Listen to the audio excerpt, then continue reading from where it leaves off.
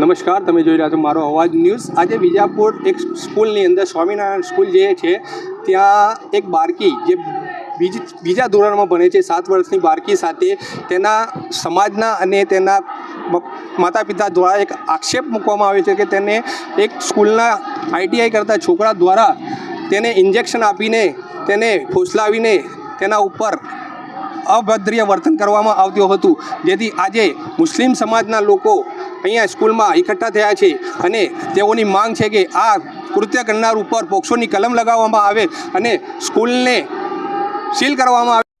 નમસ્કાર, તમે જોઈ રહ્યા છો મારો અવાજ ન્યૂઝ। વિજાપુરની સ્વામિનારાયણ સ્કૂલમાં એક અશોભનીય બનાવ બનેલ છે।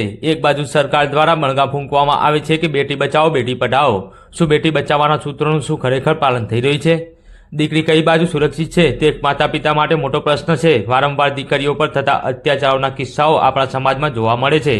કેટલાક દિવસ અગાઉ પણ વિસનગરની અંદર એક કિસ્સો સામે આવેલો, જેમાં કેટલાક નરાધમો દ્વારા માસૂમ દીકરીને ફોસલાવી પટાવી તેના ઉપર દુષ્કર્મ આચરવામાં આવેલ। આવી જ રીતે જ જો સમાજમાં દીકરી સુરક્ષિત નથી અને તેમાંય એક શૈક્ષણિક સંસ્થાની અંદર જો આવો બનાવ બનતો હોય તો પછી દીકરીની સુરક્ષાનું શું, તે એક મોટો પ્રશ્ન ઉઠવા પામે છે।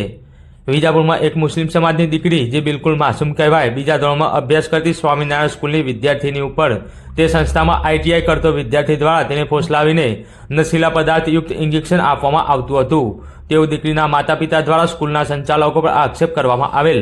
આ બાબતે વિદ્યાર્થીનીના પિતા દ્વારા સંચાલકને જાણ કરતાં તેમણે બાળકી પાસે જે તે વિદ્યાર્થી આ વિદ્યાર્થીનીઓની ઉપર નશીલાયુક્ત ઇન્જેક્શન આપતો હતો તેની ઓળખ કરાવતા દીકરી દ્વારા તેને ઓળખી પાડવામાં આવેલ તેવું તેમના માતા પિતા દ્વારા જણાવવામાં આવેલ। પરંતુ આ બાબતે સ્કૂલના સંચાલકો સાથે મારો અવાજ ન્યૂઝના રિપોર્ટર દ્વારા વાત કરવામાં આવતા તેઓએ આ બાબતે કોઈપણ નિવેદન આપવાનો ઇનકાર કરી દીધેલ અને તેઓ જણાવેલ કે અમે આ વિષય પર કોઈ વાત કરવા માંગતા નથી।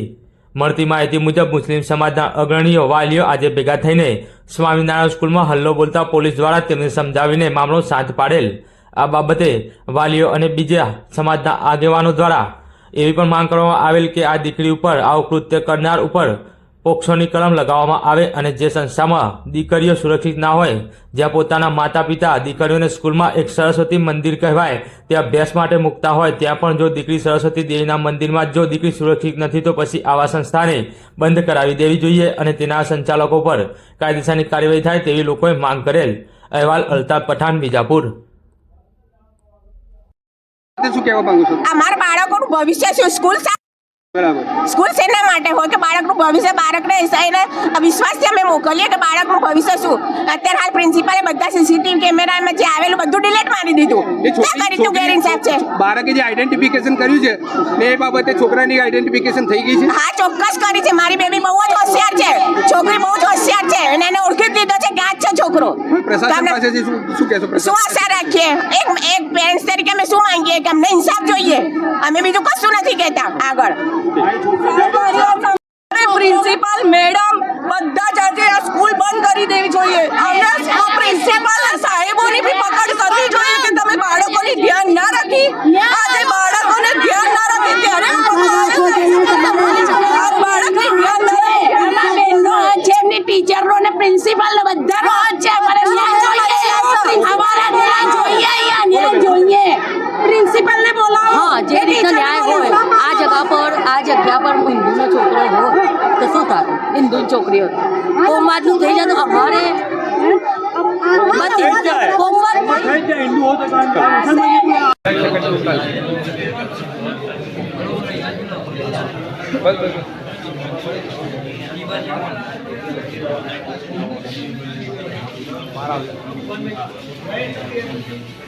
चल बात कर।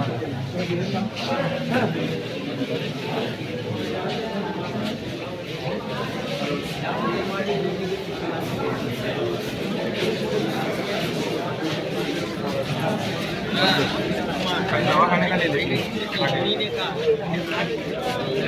बाइक लेता होगा ले लेते वो दवाखाने का हुक्म હવે બોર્ડ કા લેને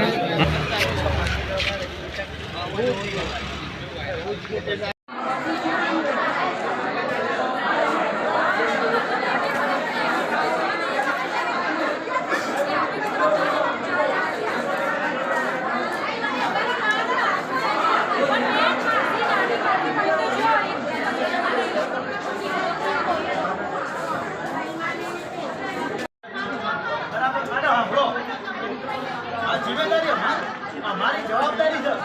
સાંભળો, જવાબદારી પોલીસની છે, બરાબર. અને તમારા જે સમાજના આગેવાનો છે, ભાઈ આ બધા ઊભા છે, અમારા સાથે સંકળાયેલા છે.